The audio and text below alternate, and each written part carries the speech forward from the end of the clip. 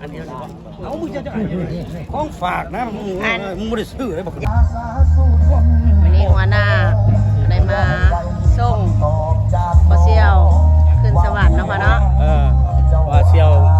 มีเมียใหม่รอถาแล้วบ่มีคำต่อเลยเดี๋ยวเอ้ยป้าสวรรค์มาเด้อไปทามากินเพชรก็มาเองเด้ออยู่ใส่เด้อบอกว่ากูน่ะหายตัวไปแล้วกูต้องมาถามหากูหยุดจึกรถหยุดตะละวันเป็นคนที่ร้องเพลงที่ม่วนที่เสียงดีที่สุดพูดแม่เนาะบ่ร้องเสียงดีหรือหน้าตากับมันก็บ่ซ้ำเฮาหรอกตะละวันสบายดีมื้อนี้วันตำแซ่บมื้อนี้หยุดออกกะละวัน1วันมื้อนี้นางพอวันต่อยมาส่งสกาพ่อเสี่ยวล่างแสงอำพรเนาะวันนี้ก็มามากหน้ารายการสบายดีลูกดาววันนี้ดาวน้องดวงดาวน้อยก็มามื้อนี้มาสบายดีจ้าสบายดีครูเอก็มาโดยวันนี้มาเป็นมื้อสุดท้ายน้องโยกก็มามื้อนี้สบายดีไอ้บังขลามวันนี้เพิ่นก็มามื้อนี้เนาะสุดท้ายบังขลามบังโซนมามากหน้าหลายตาสบายดีลูกชายยุทธสารวันวันนี้เพิ่นก็มาวันนี้มาน้ำครูเองเนาะวันนี้มาทรงสกัดเนาะพอเสี่ยวล่างเป็นมื้อสุดท้ายแล้วเนาะลงเนาะทรงเพิ่นขึ้นสวรรค์แล้วก็นำพ่อบานต่อยมาเพิ่นกับสิมาคมธรรมศาสตร์อยู่แถวนี้แหละอ๋ออย่างนี้กูฮ้อนหลายน้ำมันหมากูย่อยตายแล้ว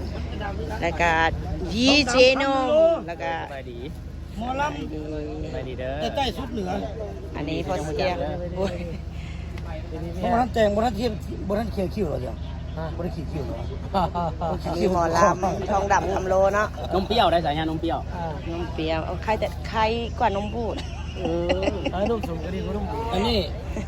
ดีเจนุ่มโดยสบายดีแล้วก็หลังจากแสดงบ้านเราหายไปเลยหายสับสูญหายพ้นเก้ามาแล้วบ่เราคือว่าเราไปสหรัฐอเมริกาเรามาแล้วเราแปะไว้มาไว้โอเคนี่คือบรรยากาศท่าส่งสกัดน้องเพิ่นกำลังเคลื่อนศพออกมาบนรถเลยแหละ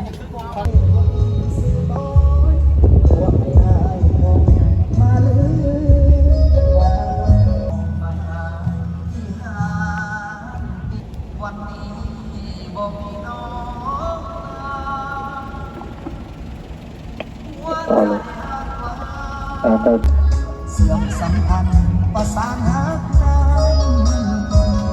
สองเฮาเพียงวันนี้ได้เหมือนดังวันก่อนสิกินกับไก่เมื่อนอนเห็นเขามีคู่ไปบ่ได้จับผ่านที่วงต่อกันได้เด้อ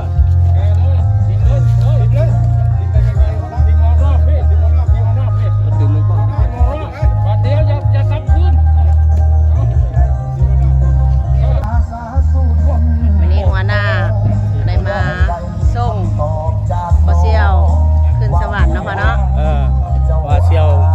มีเมียใหม่รอถาแล้วไม่มีคำต่อเลยสบายดีคุณพ่อมาก็ไปพ่อมาหลายคนอยู่ปะใช่ดิพ่อด้วยเป็นแขวงสวรรณเขตหัวหน้าครอบครัวและลูกหลานของญาติพี่น้องศิลปินลั่นแสนอภรณ์พวกเขาได้มาที่นี่เพื่อมาส่งทางสุดท้ายเลยศิลปินห่วงเส้นทางบรรดาบันเทิงห่วงอุดมการณ์ของพวกเราความดีหรือว่าอะไรศิลปินลั่นแสนอภรณ์ตามความประสงค์ของลั่นแสนอภรณ์ก่อนจากไปสำหรับเพลงที่นำมาเสนอในวันนี้มี6 รายการนั่นก็คือเอามึงจะของฝากนะมึงไม่ได้ซื้อเลยบอกอยากได้จากอันกับบอกบอกอันมันบ่มีความหมายหัวเดียวผัดเสียงได้หลาย ใส่มัดเธอละอันวะ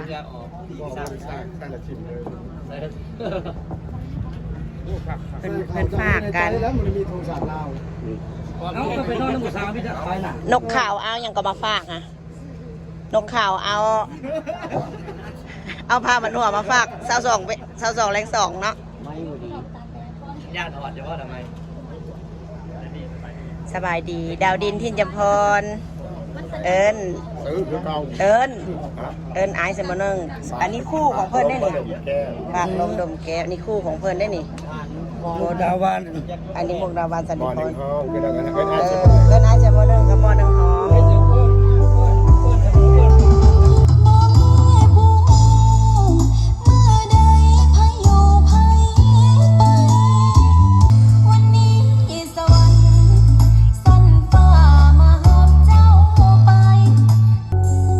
เจ้าคือผู้อยู่เบื้องหลังที่สั่งให้อายไปหาเงินทองหากเงินยังเจ้าบอกเลยคุ้มเลิกปันใดก็โตนักประพันธ์เพลงสื่อดังของประเทศลาวได้พบและสังเกตเห็นว่าหลังแสงอำพรเป็นผู้ที่มีแก้วเสียงดี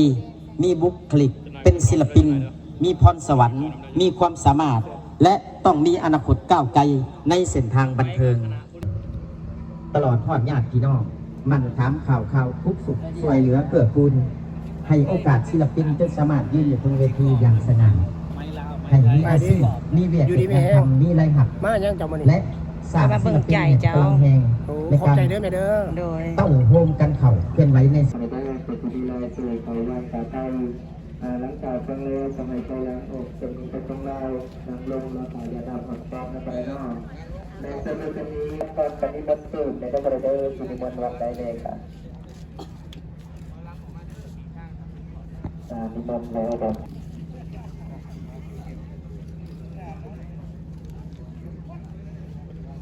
พร้อมในการปฏิบัติอย่างกำลังสมณีบวกใหม่เข้ามาเลยนะครับนอกหลังจากเขาในเขาเขาวางแล้วลำดับต่อไปการโชว์ดูการที่ผู้บริหารในงานการปฏิบัติเป็นของสถานการณ์กำลังเป็นอำนาจในนี้เป็นในชาติลุกไปเลยแต่เป็นเจ้าเองการโชว์ดูการนี้ทางในทั้งเจ้าก็เขาอะไรเรื่องการโชว์เขาเล่าเขาเป็นการบุญแจกเขาเลยแล้วก็ได้เขาการเพื่อสร้างบุญแจกเขาเป็นดวงวิญญาณของการการบุญรายการคนแรกการดึงตาดึงตาเป็นตาเยอะเรื่องตาดึงตาหน้าใครจะต้องดึงเงินตาเป็นสอยไม่ใช่ระเดียครับเป็นคนงานของคนงานที่ดำเป็นคนรักเนี่ยจะปิดเมื่อกี้ทุกเขาดังการนั่งกันแบบนี้แต่เพื่อทุกการสบายใจมีแต่เพื่อทุกคนเจริญเราจะสามารถได้เราจะทำได้เป็นการปฏิบัติการเป็นการเป็นสุดที่ได้แต่ที่เป็นเรื่องเลย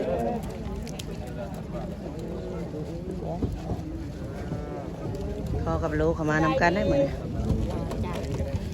ส่ง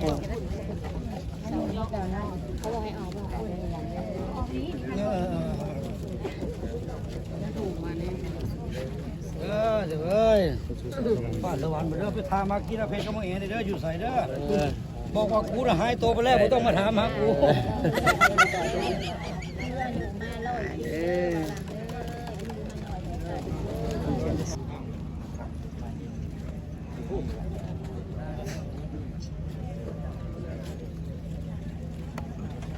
หยุดจึกรถหยุดสารวัน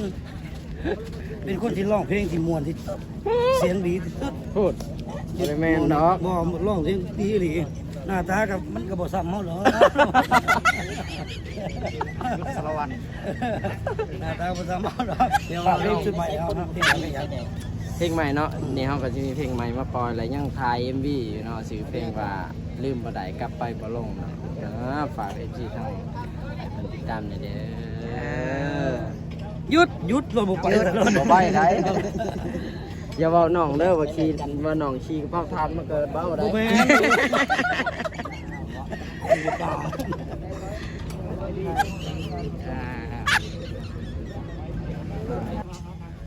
ต้องปาดเด้อนี่ก็จงเอาแม่ปองนี้เด้อ2 3 1 2 3